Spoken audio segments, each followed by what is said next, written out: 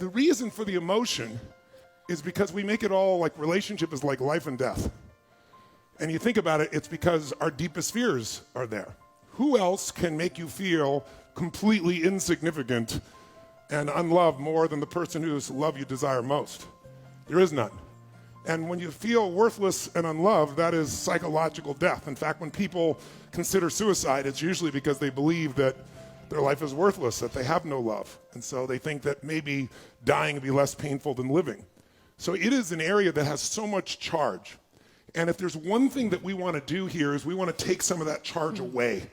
Meaning, everyone's a great communicator when they're in a great state. Is it true? But when people are pissed, when people are frustrated, when people are fearful, whenever you go into that survival brain of yours, no one's a great communicator. I'm not a great communicator in that place. And so the biggest thing we want to do is break the charge, and we're going to give you tons of tools to do that because that's what's messing up your relationship. You can solve anything. You can come up with agreements on everything if you don't have such a charge. And the charges are really not coming from your partner. The charges are coming from your history. They're coming from your background, they're coming from your conditioning, they're coming from your culture, it's coming from your models of the world, including the models you don't like. So maybe we start with a mindset that if you were facing death, who would you want to spend time with? What would you do? What would you communicate to the person that is your beloved? What would you give up? What story would you just let go of if you guys are both facing death? And I say that because in our last year and a half, in the last 2 weeks even, I've had 4 different people that have been diagnosed with cancer or died or have had near-death experiences. And then we were just the other day, it's been wild how much it's been around us. We were flying, where are we flying to? We were actually flying to Los Angeles. Oh, flying to LA, that's right, before we came here. And we were at high altitude and we lost an engine on the plane. And the stewardess came, my pro was asleep, Mary was asleep, and then the plane dropped on one side. I'm used to, I know a plane, I'm a pilot, when you get really rough, but it was very different. One side of the plane went down. And my gut went down, and all of a sudden the stewardess came back and said, "You gotta all buckle up, we've lost an engine." Yeah, it was really incredible. We were on the plane, and earlier when we actually were sitting having dinner, I don't know why, like Tony mentioned, a very dear friend of ours, John Turbot. We love you, John, who's a part of this team. He was most recently diagnosed with cancer. And we actually didn't know at this point that he actually had cancer, but he was, getting tested and so forth, and we were waiting for the results. And so I was flipping through, and I found this poem on death.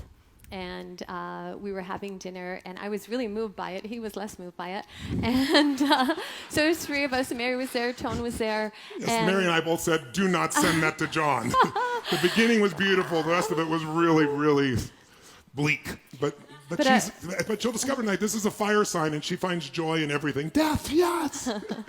I was deeply moved. So I was sharing this. So this was about an hour before this happened. We ate our dinner. We went to sleep. And, I felt the plane drop, but I just thought it was turbulence at that point. And the airline stewardess came and she knocked on, or, she tapped on me and said, "Listen, you guys need to come and buckle up." She said, "We've lost an engine and we need to have an emergency landing at the first airport." And so it was just, and I said to her, "Is this real? Like, is this really real?" And she says, "It's very real." And so, we all got up and we sat in our seats and we buckled up. And in that moment, a text came through, and our dear beloved friend John, we just found out he was diagnosed with leukemia. And so the death of ourself, or the possibility of the death of ourself in that moment, plus just reading his own experience, we sat there, we looked at each other, we held hands, we prayed. We shared just how deeply we loved each other, and it just struck me how incredibly peaceful it was. To actually choose in that moment. We all chose to stay connected. We all chose to stay in love in that moment. And earlier that day, I wasn't thinking of death besides that poem in that moment, but it made it acutely real. And I thought, oh my gosh, if this is my last moment of life, I don't want to miss it. Being in the future, I might die being in panic. It was just so savoring the moment of that connection and being present to life, being present to each other. It was gorgeous. And we all thanked each other for this beautiful, beautiful life and this beautiful, beautiful family. And we sat there and we let go and we watched out the window as the plane was descending. And as the plane was descending, and we're watching, and I'm looking out in the window, and there was all these ambulances, like maybe 5 ambulances and fire trucks. And I'm like, what on God's green earth are they all doing down there? Because it just like, I don't even know, but it just made it. And I was like, holy smokes, in that moment, realizing that this FBO, this airport was open so that we could land the plane, and all these, medics and so forth were rushing there. And it was just such a surreal, gorgeous moment of life. And it just struck me that death and life are so close, and it was just really no different than living if you let go of the future projection of the fear of what may come. And it was such an intimate, amazing moment, and by the grace of God, our plane landed so beautifully, and here we are. But it was such an incredible moment of just an acute realization that this life is so precious, and we never know.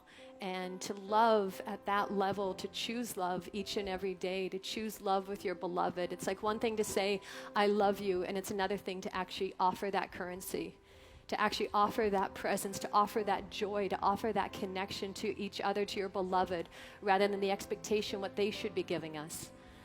And ask yourself, if you were to die today, how would you love?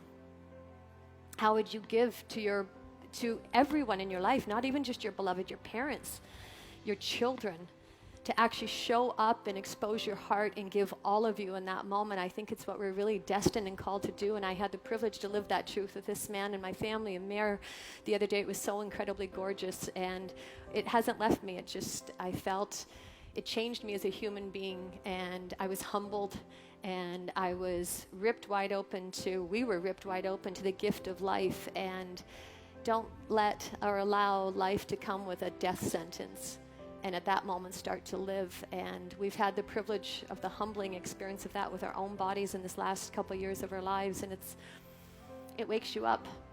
So we're here to wake you up together, that we can all wake up together to just how beautiful it really is, and to love so completely and totally and leave nothing on the table. I think it's our destiny to love at that level. So It's true. Thank you. I love you.